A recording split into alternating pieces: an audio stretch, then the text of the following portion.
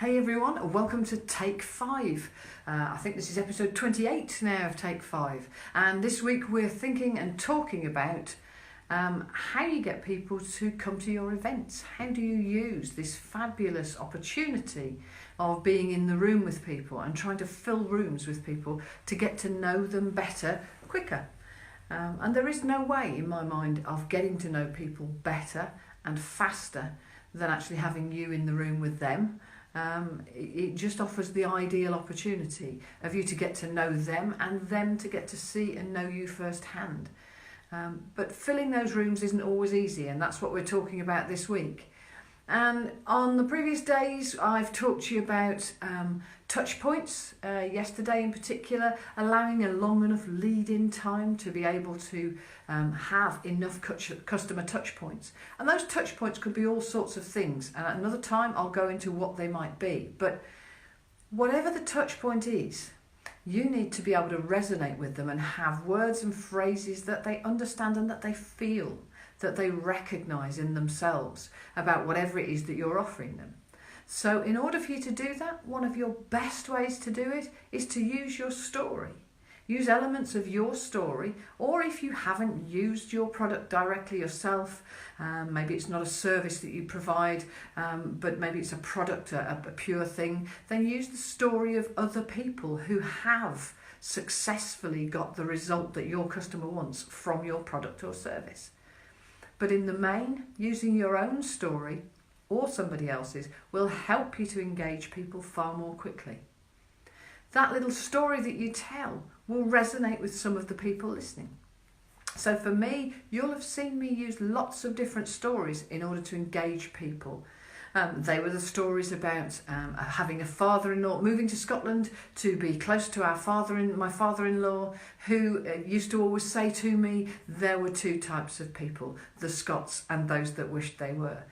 It's a phrase that people here will have heard a lot, may have used themselves. It's something they would recognise in somebody of his generation as being a phrase that they would use.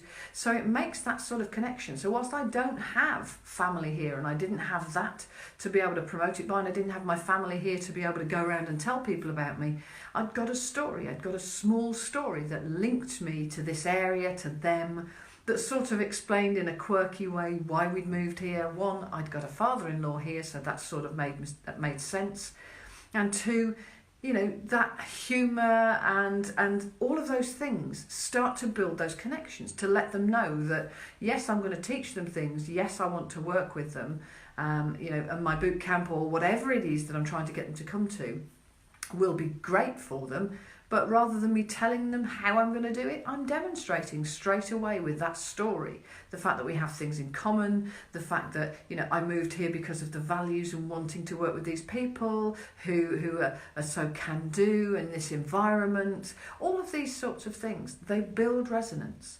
The story about my own father and the fact that at 14 he gave me his copy of Think and Grow Rich. And from that point onwards, he kept buying all of those tapes and the books and the videos and everything else from all of the greats out there, and he kept sending them to me. Those things again resonate because you've either bought them yourself or you've seen other people buy them, or you're buying them now and going on Jack Canfield courses and Bob Proctor. I've got all of the original tapes, all of the Nightingale Conant series. I've got them all because my dad gave them to me. So those sorts of things, little bits of your stories that become parables, and that's the key. And you use those when you have your touch points. So whether that's through content you deliver, you have to make yourself engaging very quickly. You have to make yourself interesting to them and to have a connection with them. Because actually, whilst that's me saying little stories about me, they're the little stories about me that actually tell them something about themselves. That remind them of the fact they've bought all those things, that they've got lots of shelf improvement and not actually done what they've wanted to do yet, that my dad had Think and Grow Rich as his Bible but hadn't managed to crack it at the point when he gave me the book and said, if you can crack this, I'm still trying.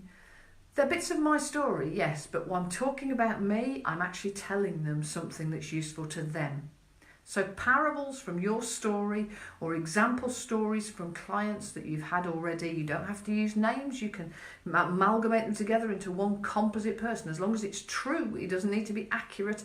You can actually talk a truth and tell people stories about people who've had a great experience with you. You don't have to tell people the name. So that's a great way, using stories to connect, to build a feeling, an emotion that will get people to want to come and spend time in your room with you. Because at the end of the day, Colin McKean said this yesterday at the Scottish Expo that we were both at, people buy people. It's you they're buying.